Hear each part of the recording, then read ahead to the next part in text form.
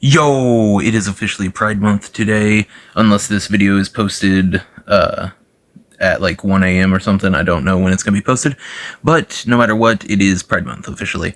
I wanted to make a video celebrating some people in the LGBTQ community, and I thought about it, and I decided,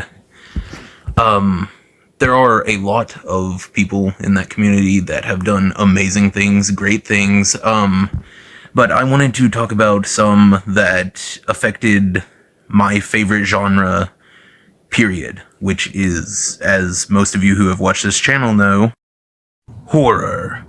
Yeah, the horror genre has been affected by many individuals in the LGBTQ community, and I wanted to talk about a few in this video just to give some representation, I guess.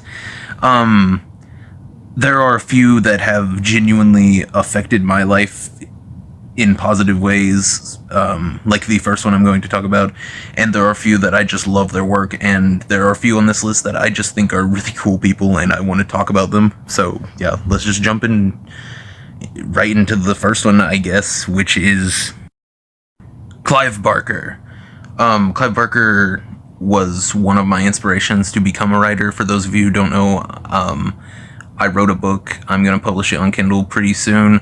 But Clive Barker was one of the people that really inspired me to do it, because I read some of his books like Hellbound Heart, Cabal, The Yattering and Jack was a really good short story.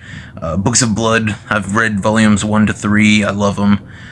He's directed a lot of movies in horror, like Hellraiser, which I absolutely adore, Nightbreed, which is mine and my father's, one of our favorite movies, period. He wrote Thief of Always, which is a really good, like, young adults book, I guess. It's made for younger people, definitely younger people than, Hellbound Heart. Even the Scarlet Gospels, I'm pretty sure he's on record saying that he wrote that to make the people like the movies mad. I can't remember. I remember someone saying that. I don't know if it was him though, but I love that book, honestly. It's got Harry D'Amour from oh my god, what is it called? The Lord of Illusions. It's a really good movie and book. Yeah, this man is amazing. He's one of my biggest inspirations. Best writer ever. I'll go on record of saying that. The greatest writer ever. One of my favorite directors from the movies he's actually directed. But yeah, I don't know. Oh, and the comic book Next Testament is really good. You should definitely go and read that. But yeah, on to the next one, which is also someone who made, just like Clive Barker made Pinhead and a whole bunch of other great names in horror. The next one I'm going to be talking about made one of the biggest names in horror, and the one who created this big name in horror is Don Mancini. Yeah, if you didn't know, this is the guy who created Child's Play, meaning he created Chucky. Yeah, he created one of the greatest horror icons ever. Child's Play 2, 3, 4, all of them are my favorite. Still haven't seen the remake. Don't even know if Don Mancini had anything to do with that. Every movie in this franchise is amazing. This is one of those franchises that I would say almost all of the movies are on the same par as each other. I love most of them. Child's Play 2 is definitely my favorite, but he invented so many just iconic characters. You got Chucky, you got Tiffany, Glenn and Glinda in the series are absolutely amazing. Everybody hated Seed of Chucky for some reason. I don't know. I think it's a goofy little movie. I kind of love it, honestly. But I was extremely excited whenever they brought Glenn and Glinda back for the series. If you haven't seen the series, you should go watch that if you like Chucky. It's really good. It's on Peacock. I think that's like the only reason I got Peacock, actually. And then the TED show came out, so I watched that. But that's besides the point. Don Mancini is amazing. He made, like, the biggest icon in horror, or one of them. I'd say Chucky's definitely on the Mount Rushmore of horror, I'd say. I might make a video about that. But, yeah. Don Mancini made one of the biggest icons in horror, and the next person we're talking about basically invented a genre of horror. And her name was... In 1816, a time when writing wasn't seen as a proper job for women. Mary Shelley said, "Hold my beer," and created the science fiction genre with a small, not very well known book called Frankenstein. I was obviously joking there. For everybody knows Frankenstein. I mean, it's one of the biggest monsters in cinematic history, and the book is absolutely amazing. She created science fiction with that book, and I don't know, Mary Shelley is the epitome of girl boss. Just go research her life. Everything about her was awesome, actually. But yeah, she was awesome, is basically what I'm saying. And the next person I'll be talking about actually had something to do with the Frankenstein movie that what came out. So yeah, let's jump right on to that. James Whale directed the original Frankenstein movie, but not only that, he also directed the Bride of Frankenstein movie and one of my favorite Universal monster movies, The Invisible Man. The Invisible Man is top 3 for me, right underneath Creature from the Black Lagoon and probably Frankenstein, actually. I don't know. I have a tier list talking about the Universal monsters. It switches up sometimes, though. I love The Invisible Man, is what I'm trying to say. This man is amazing. His contributions to not only the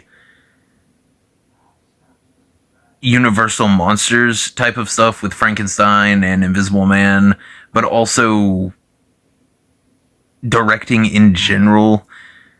I don't know. He's a good director, is what I'm saying, and he directed some of my favorite movies, which are those 3 movies. Invisible Man is an amazing movie. Frankenstein is an amazing movie, and The Bride of Frankenstein introduces the most iconic couple in cinematic history, maybe? I don't know. Maybe I'm overhyping the Frankenstein and his bride type of stuff. But yeah, I have one more person to really talk about, and then actually 2 more people I need to talk about. So yeah, let's go over to look at them. John Waters made movies such as Pink Flamingos, which is, well, if you like Devil's Rejects, you'll probably like this, honestly. Pink Flamingos is actually a really good movie. I watched it with my fiance, and it's absolutely insane. And the ending with Divine talking to the news station has one of my favorite lines ever. My fiance can actually quote it like 100%. And John Waters also directed a movie called Multiple Maniacs, which my fiance says we have to watch at some point. We might watch this weekend. I think, yeah, we're gonna watch this weekend. I've decided. But yeah, John Waters makes some amazing movies. He has actually starred in a few movies. He's made a lot of cameos because he's actually a horror legend. Like, you probably know him by name, even if you haven't seen either of those 2 movies, just because he's actually a horror legend. He has a pop figure made after him and everything. He's a horror legend. He's actually amazing. I know at first I said I was only going to show one more person because at first I was, but I would be remiss without making an entire section about the next individual we're going to be speaking on over. This is Divine, my fiance's favorite drag queen, and mine too, actually, after I watched Pink Flamingos. It's a really good movie. But yeah, you should definitely go and watch Pink Flamingos. If you get anything out of this video, go watch Pink Flamingos. But yeah, thank you for watching this video. I honestly just wanted to make a video, since it's Pride Month, talking about all of the people within the LGBTQ community that have influenced not only my favorite genre, but me as a person, because all of these people have made movies or stories that I absolutely adore. Some of them have actually influenced me to become a writer, or at some point wanting to become a director, or anything like that. And I just wanted to thank them. Happy Pride Month. hope you liked the video. See ya.